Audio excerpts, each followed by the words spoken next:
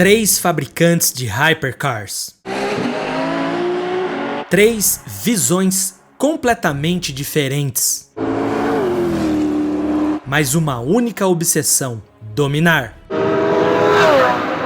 Dominar o imaginário e revolucionar, mas não seria uma tarefa fácil. O mundo se dividia diante do avanço dos elétricos, o debate e o criticismo ganhavam força. Para alguns, eles representavam o futuro inevitável. Para outros, o fim da alma automotiva. Seriam silenciosos, limpos, eficientes, mas sem cheiro de gasolina, sem ronco bruto de motor, sem aquele drama mecânico que faz o coração acelerar. Era o tal progresso a um alto custo que não agradava a ninguém. E foi nesse exato momento de dúvidas que no início de 2010, três marcas lendárias disseram não. Não ao tédio, não à frieza e principalmente não ao fim da emoção. McLaren, Ferrari e Porsche não criariam híbridos para agradar as legislações, mas sim criar obras tecnológicas para provar que a eletricidade podia ser coadjuvante, mas nunca se tornar protagonista. Nasciam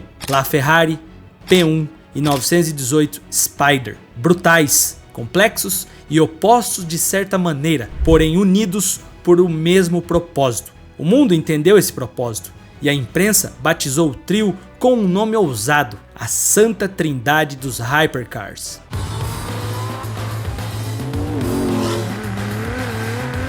Mas a verdade é que essa não foi a primeira trindade. Teve outras importantes, simbólicas, mas essa mudou para sempre a história, a criatividade e o que pensar sobre hypercars. E aqui surge a pergunta que vai guiar o nosso vídeo: o que realmente fez essa trindade moderna se tornar o grande marco da história automotiva? Hoje, três filosofias, três armas, todas híbridas, nenhuma pedindo desculpas. Essa é a Santa Trindade. O mundo até então. 2010. Nem parece que já fazem mais de 15 anos, certo? As rádios ainda tocavam Lady Gaga, Black Eyed Peas e Rihanna no topo das paradas, enquanto Imagine Dragons e Eminem preparavam o terreno para álbuns que mudariam a década. No cinema, A Origem de Christopher Nolan deixava o mundo debatendo sonhos dentro de sonhos. Avatar ainda brilhava nas bilheterias e Hollywood começava a mergulhar de vez nos universos compartilhados com o início do império da Marvel. Na palma da mão, tudo era novidade. O iPhone ainda era visto como objeto de luxo, o Instagram havia acabado de ser lançado e o WhatsApp começava a substituir o SMS. O mundo se tornava cada vez mais digital, rápido, quase um universo paralelo onde você vivia sem perceber. A ideia de que as máquinas assumiriam o controle deixava de ser ficção científica e passava a ser realidade. No universo automotivo, o impacto era direto. As regulamentações ambientais ficavam mais severas, a busca por eficiência se tornava prioridade. Carros híbridos deixavam de ser exceção e a eletrificação, antes vista como uma ameaça futurista, agora já era inevitável. O Toyota Prius já era o símbolo de virtude ecológica e a Tesla começava a aparecer como uma força disruptiva, provando que o elétrico podia ser rápido e desejável com o Roadster. Enquanto isso, os supercarros, para alguns, pareciam parados no tempo. Para outros, tinham alma, ainda queimavam combustível com orgulho e ainda apostavam em fórmulas clássicas, motores V8, V10, V12, tração traseira e roncos ensurdecedores. Mas as perguntas surgiam: até quando? Como seria o futuro do desempenho? Havia espaço para a alma em meio a toda a tecnologia? Foi nesse cenário de ruptura que surgiu o que muitos chamariam de um milagre econômico. Você entendeu essa referência aqui? Não. Entre 2013 e 2015, três marcas lendárias, Ferrari, McLaren e Porsche, decidiram que não iriam recuar. Pelo contrário, eles iriam atacar esse movimento e de forma híbrida, com desempenho absurdo, design radical e engenharia de ponta. Não seriam apenas rápidos, mas também experimentos técnicos de altíssimo nível, criados para provar que a eletrificação não precisava matar o prazer ao volante. E ali, meio irônico, meio sagrado e que definiria aquele momento na história da velocidade, surgia a Santa Trindade dos Hypercars. O apelido Holy Trinity não nasceu no departamento de marketing de nenhuma delas. Nenhuma campanha publicitária da Ferrari, nem da McLaren ou muito menos da Porsche ousaria usar um termo tão carregado de simbolismo religioso, mas foi justamente por isso que o nome pegou. Ele surgiu de forma espontânea entre os fãs, os fóruns especializados, os vídeos de YouTube e os comentários de jornalistas apaixonados por carros. Era uma forma simbólica,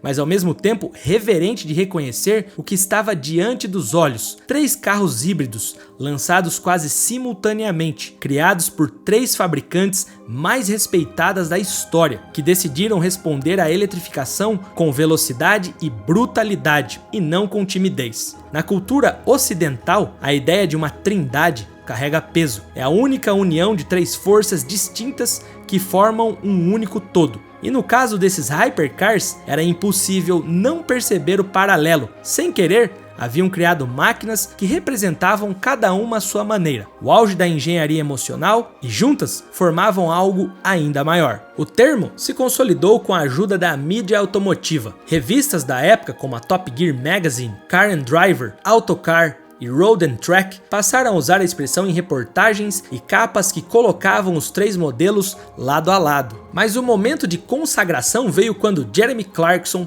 James May e Richard Hammond, já fora da BBC e agora em The Grand Tour, organizaram um episódio histórico com os 3 carros juntos, uma tarefa que anos antes parecia impossível, especialmente pela resistência da Ferrari em participar de comparativos diretos. O episódio, lançado em 2017, não só atendeu às expectativas dos fãs, como ajudou a sacramentar o mito. A forma como Clarkson se referia aos carros com um tom de reverência quase religiosa só reforçou o apelido. Para muita gente, ver os 3 carros rodando juntos foi como ver os Beatles, os Rolling Stones e o Led Zeppelin tocando no mesmo palco, ou até mesmo Messi, Cristiano Ronaldo e Pelé no mesmo lado do campo.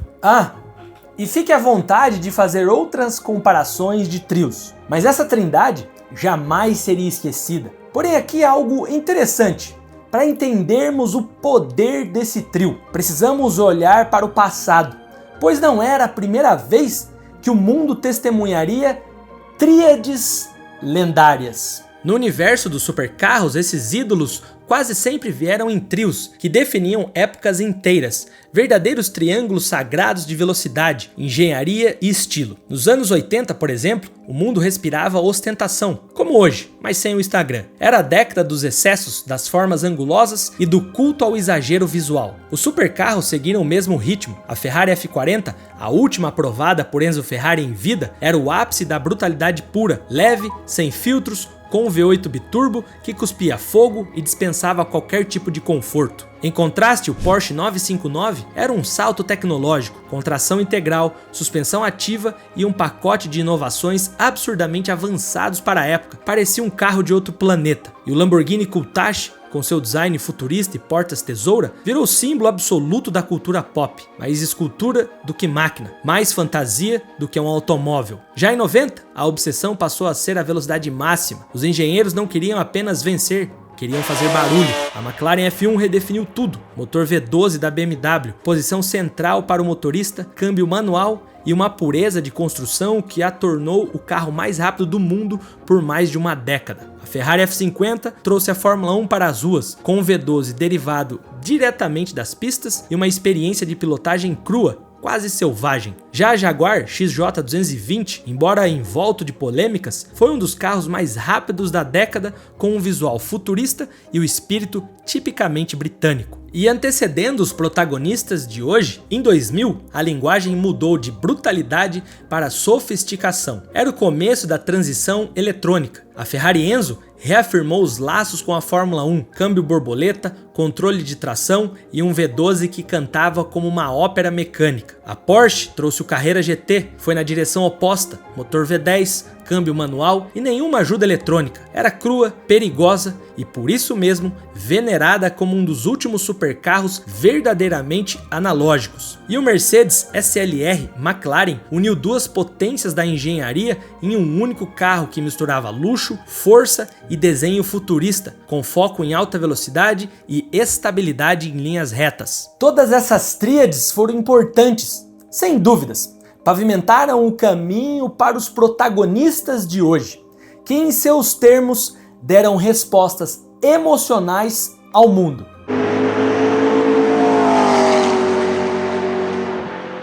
McLaren P1, o focado.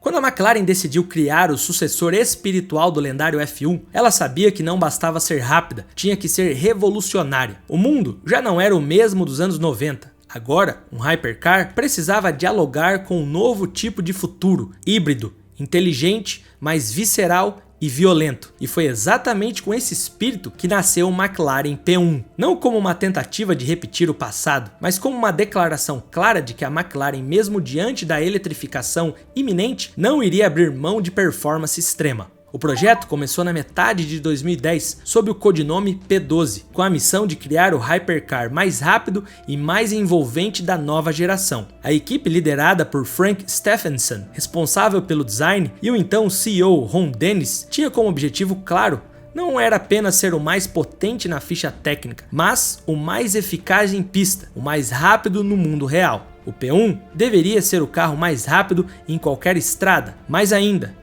em qualquer pista, disseram repetidamente. E com essa filosofia, tudo foi construído em torno da dinâmica. O coração do P1 era um motor V8 3.8 litros biturbo, o mesmo da McLaren MP4 12C, mas amplamente retrabalhado. A esse motor foi acoplado um motor elétrico adicional, alimentado por uma bateria de íons de lítio montada centralmente, que adicionava torque instantâneo e eliminava o turbo lag. O sistema completo gerava 916 cavalos, 727 do V8 e mais 179 do motor elétrico, além de 900 Nm de torque, com tração traseira e câmbio de dupla embreagem de 7 marchas. A carroceria era feita inteiramente de fibra de carbono, com um monocoque ultraleve chamado de monocage, que também servia como célula de segurança. O design não era apenas bonito, era funcional. Toda a aerodinâmica do carro foi testado em túnel de vento. O P1 contava com aerodinâmica ativa, incluindo um grande aerofólio traseiro retrátil, o DRS, igual aos carros de Fórmula 1, que diminuía o arrasto em retas. O sistema IPAS, também inspirado na Fórmula 1, permitia o motor elétrico entregar potência total de forma instantânea com o toque de um botão. Outra genialidade era a suspensão. O sistema RCC permitia ao P1 ajustar altura,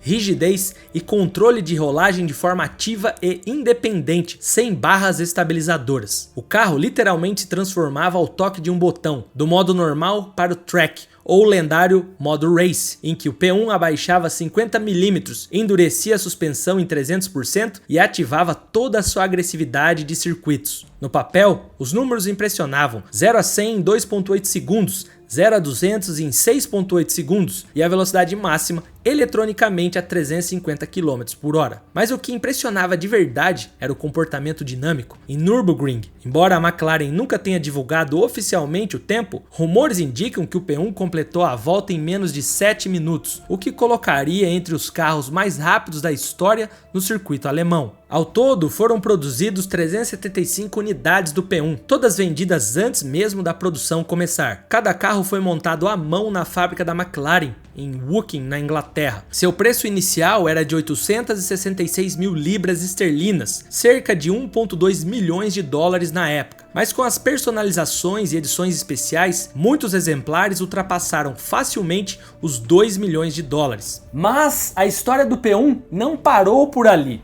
A McLaren decidiu levar o projeto ainda mais longe com versões especiais. Em 2015, lançou-se o P1 GTR, uma variante exclusiva para as pistas, sem homologação para a rua. Essa versão abandonava qualquer compromisso com o conforto e levava tudo ao extremo. 1000 cavalos de potência, peso reduzido, aerodinâmica ainda mais agressiva, escape direto em Inconel e um volante derivado diretamente da Fórmula 1. Somente 58 unidades do GTR foram feitas, vendidas exclusivamente a donos de P1 de rua e acompanhados por um programa especial de suporte em pista, uma experiência digna de piloto profissional. Mais tarde, algumas dessas unidades foram convertidas para uso em rua por empresas especializadas como a Lanzante, dando origem a verdadeiras raridades como o P1 LM, ainda mais leve e extremo que o GTR, mas agora com placa. Eu sei bem que vocês curtem um jogo de celular,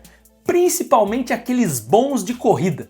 Você já jogou o F1 Clash? A 6ª temporada acabou de sair e tá muito braba, cada vez mais completa, com todas as equipes, pilotos e pinturas atualizadas da temporada real de 2025. A ideia aqui é que você assuma o papel de chefe de equipe, monte sua escuderia, desenvolva estratégias e encare duelos em tempo real contra outros jogadores. Cada corrida exige decisões rápidas, tipo qual pneu usar, quando parar nos boxes e agora também quando ativar o DRS, uma das novidades que deixou as disputas ainda mais estratégicas, e tudo acompanhando a Fórmula 1 real. Carros, equipes, pilotos e calendário. Tudo foi atualizado para essa temporada, o que deixa a experiência muito mais imersiva e conectada com o mundo das pistas. E com quase 40 milhões de jogadores espalhados pelo mundo, o F1 Clash é perfeito tanto para você, aquele fã mais casual, quanto para você, aquele fã raiz, amante de corridas. Faz o seguinte, eu sugiro você dar uma oportunidade, baixa o jogo e testa. Eu tenho certeza que você vai curtir e para facilitar a sua vida, eu já deixei um link na descrição desse vídeo, cola lá conferir. O P1 foi o primeiro da Santa Trindade a ser lançado, o primeiro a ser testado e talvez o mais radical em espírito. Ele não era o mais confortável nem mais o silencioso e certamente nem mais o eficiente, mas era com certeza o mais próximo de um carro de corridas que alguém poderia dirigir em uma estrada. Uma declaração de guerra à mediocridade e ao mesmo tempo um tributo à genialidade mecânica antes do mundo se render ao silêncio dos elétricos. O McLaren P1 não apenas sobreviveu à nova era, ele enfrentou de peito aberto. E enquanto a McLaren apostava na precisão cirúrgica das pistas, havia outra fabricante que via esse novo futuro com uma filosofia completamente diferente. A Ferrari não queria apenas acompanhar a revolução, ela queria reinar sobre ela. E assim, nasceu um carro que carregava um nome ousado e definitivo. LaFerrari, a definitiva. A Ferrari sempre teve um jeito particular de marcar épocas. Ela não lança supercarros para seguir tendências, lança para definir gerações. Foi assim com a F40 nos anos 80, com a F50 nos anos 90 e com a Enzo nos anos 2000. E quando chegou a hora de criar o sucessor dessas lendas, em pleno início da década de 2010, a Casa de Maranello sabia que o desafio não era apenas mais técnico, era espiritual. O mundo já pressionava pela eletrificação. A ideia de que o carro do futuro seria silencioso, limpo e racional já não era uma possibilidade distante, era inevitável. Mas a Ferrari não estava interessada em seguir esse caminho como todos os outros. Se era para aceitar o motor elétrico, que fosse do jeito Ferrari, como um complemento à brutalidade, não como um substituto da alma. Foi assim que nasceu a LaFerrari. Sim, a Ferrari, um nome audacioso, quase arrogante, como se dissesse, não existe outra, essa é a definitiva. E de certa forma, era. O desenvolvimento começou ainda em 2010, sob o codinome F150, com um objetivo claro: combinar o máximo de performance de um V12 aspirado com a vantagem instantânea da eletricidade. O resultado foi um monstro com um motor V12 6.3 litros naturalmente aspirado, capaz de girar até 9.250 RPMs, um dos motores mais impressionantes já colocados em um carro de rua. Sozinho, ele entregava 800 cavalos de potência, mas o segredo estava no que vinha junto, o sistema HY Cares, derivado diretamente da Fórmula 1. que adicionava mais 163 cavalos com um motor elétrico posicionado entre o V12 e a transmissão. A potência combinada? 963 cavalos e mais de 900 Nm de torque. A tração era traseira, a transmissão, uma caixa de Fórmula 1 de dupla embreagem de 7 marchas, com trocas quase instantâneas. O chassi era feito em fibra de carbono com técnicas emprestadas dos carros de Fórmula 1 e a aerodinâmica era ativa, flaps móveis na frente, spoiler traseiro retrátil, tudo ajustado automaticamente para entregar mais estabilidade ou menos arrasto, dependendo da situação. Os números eram de outro mundo, 0 a 100 em 2.6 segundos, 0 a 200 em menos de 7 segundos e uma velocidade máxima de 352 km por hora. E ao contrário de outros híbridos, a LaFerrari não tinha modo 100% elétrico. Cada volt de bateria existia para aumentar a performance, não para reduzir o consumo. Era o oposto da tendência. Eram os italianos fazendo as coisas do jeito deles. A apresentação oficial aconteceu no Salão de Genebra de 2013 e foi um evento histórico. O carro custava cerca de 1,4 milhões de dólares na época do lançamento, mas os compradores foram cuidadosamente escolhidos. Todos já deveriam ser clientes Ferrari, de preferência com um histórico de modelos especiais. Apenas 499 unidades da versão Coupé foram produzidas, todas vendidas antes mesmo da primeira a sair da linha de produção.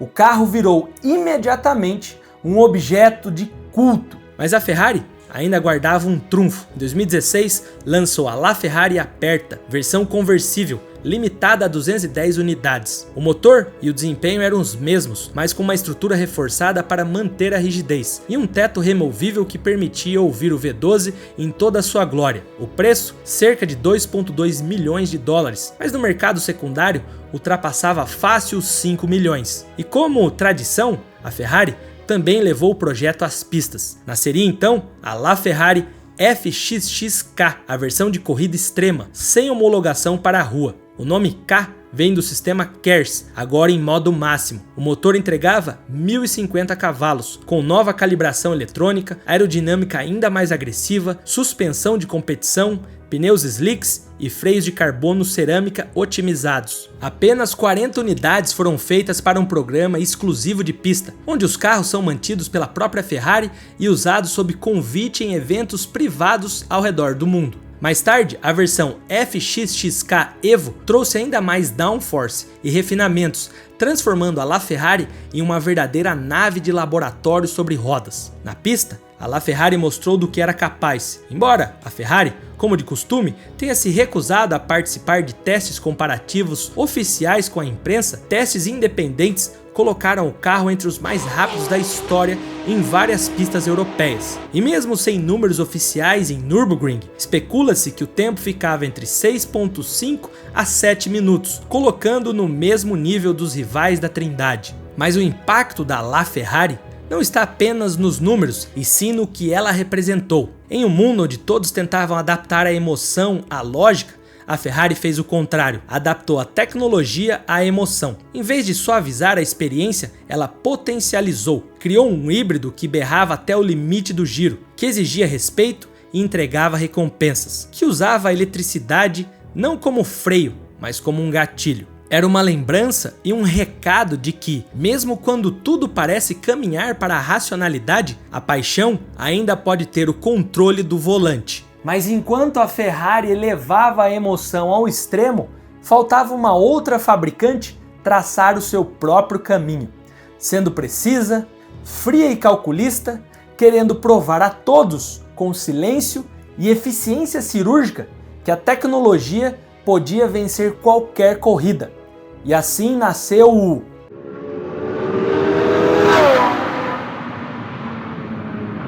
918 Spider, o enigmático. Entre os 3 carros que formam a lendária Trindade, o Porsche 918 é talvez o mais enigmático. Não tem o apelo visual do McLaren P1, nem a agressividade sonora da LaFerrari. Mas, por trás de sua silhueta refinada e comportamento quase discreto, escondia-se uma obra-prima da engenharia alemã. Um carro tão avançado que parecia ter vindo do futuro, mas ainda carregava a alma de décadas de história da Porsche das pistas. O projeto nasceu como uma pergunta provocadora. É possível criar um supercarro híbrido que seja mais rápido, mais limpo e mais usável no dia a dia, tudo ao mesmo tempo? Para a Porsche, a resposta não seria apenas sim, seria uma demonstração de força.